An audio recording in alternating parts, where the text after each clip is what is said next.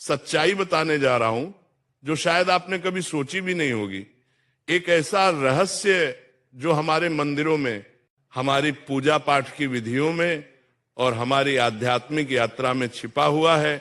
तो चलिए इस यात्रा पर निकलते हैं और समझते हैं कि जो लोग हर देवी देवता की पूजा करते हैं उनके जीवन में वास्तव में क्या घटित होता है।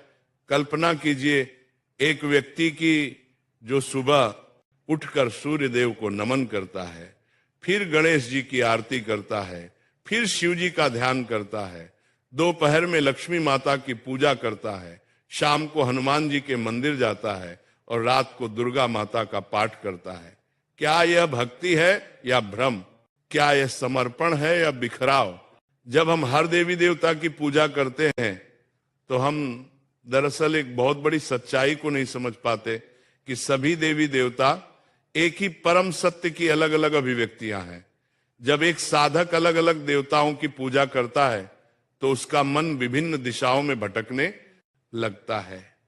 ये ऐसा है जैसे एक व्यक्ति एक साथ कई नावों पर सवार होने की कोशिश करे, अंततः वह किसी भी नाव से अपने गंतव्य तक नहीं पहुंच पाता।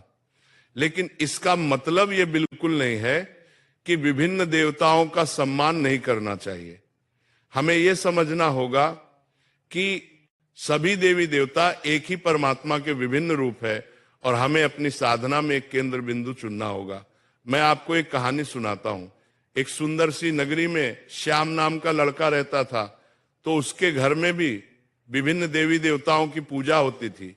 उसकी माताजी लक्ष्मी माता की भक्त थी, पिताजी शिव जी के उपासक थे और घर के अन्य सदस्य अलग अलग देवताओं की आराधना करते थे।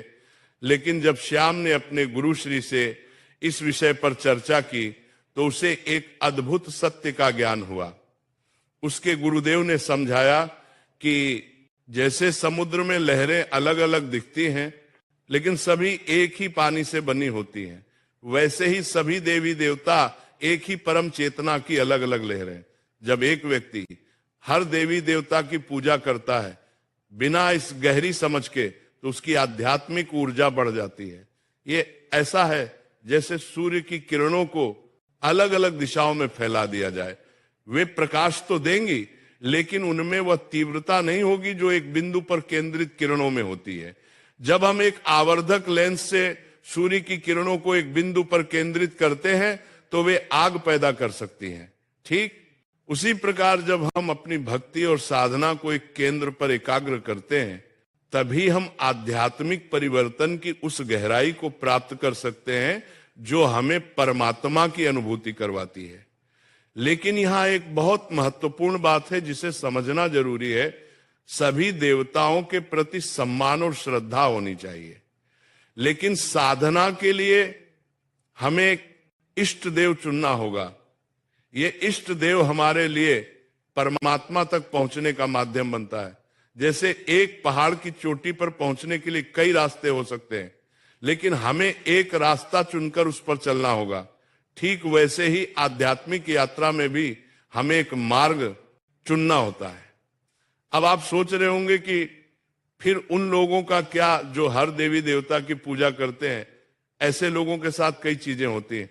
पहली बात, उनका मन हमेशा चंचल रहता है, वे एक जगह स्थिर नहीं हो पाते। आज वे गणेश जी की भक्ति में लीन होते हैं, कल हनुमान जी की आराधना में, परसों दुर्गा माता के मंत्रों में। इस निरंतर बदलाव से उनकी आध्यात्मिक ऊर्जा कभी एक बिंदु पर केंद्रित नहीं हो पाती। यह ऐसा है जैसे एक किसान हर दिन एक नया बीज बोए लेकिन किसी एक पौधे को बढ़ने का समय ना दे, अंततः उसे कोई फसल नहीं मिलती। दूसरी बात जो है भक्ति की गुणवत्ता। जब हम अपनी भक्ति को कई दिशाओं में बांटते हैं तो हर दिशा में हमारी भक्ति की गहराई कम हो जाती है। मान लीजिए आपके पास प्रेम का एक निश्चित परिमाण है, अगर आप उसे 10 लोगों में बांटते हैं तो हर किसी को केवल दवा हिस्सा मिलता है। लेकिन अगर आप उसी प्रेम को एक व्यक्ति को देते हैं तो उसकी तीव्रता 10 गुना हो जाती है। आध्यात्मिकता में भी यही सिद्धांत लागू होता है। जब हम अपनी संपूर्ण भक्ति रात को 2 बजे